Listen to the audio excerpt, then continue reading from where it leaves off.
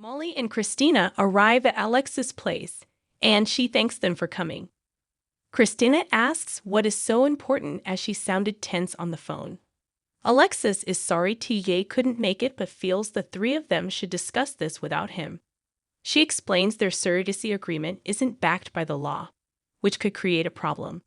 Christina says they could draw up a legal contract, but Alexis explains no contract they could sign would make this baby Molly's. Alexis brings up a new Child Security Act, which protects the child from the surrogate backing out when a third-party egg donor is being used in surrogacy. Alexis explains they are using genetic surrogacy, which is not protected in New York.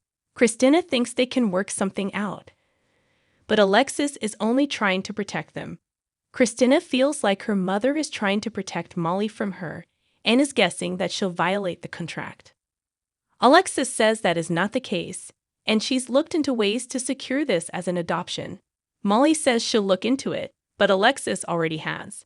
Christina puts her foot down and tells her mom that Molly is the lawyer here, not her. Alexis admits Christina is right, and this is their decision. Molly trusts in Christina and their bond, and their agreement is worth more than all the legal protections in the world. Christina says they are sisters and nothing will make them forget that. Alexis says her concern for her daughters has been outmatched by their belief in each other. She promises not to say another word about it. She believes in them and is proud of how they stuck up for one another, even against her. She loves them, and they share a group hug. At their apartment, Brooklyn is getting ready to head into deception and asks Chase what he's doing with his day off. Chase is looking for wedding venues that can accommodate his dad's mobility issues. Brooklyn recalls her conversation with Gregory and admits to him they may need to move their timetable of a summer wedding up. Chase doesn't want to rush this.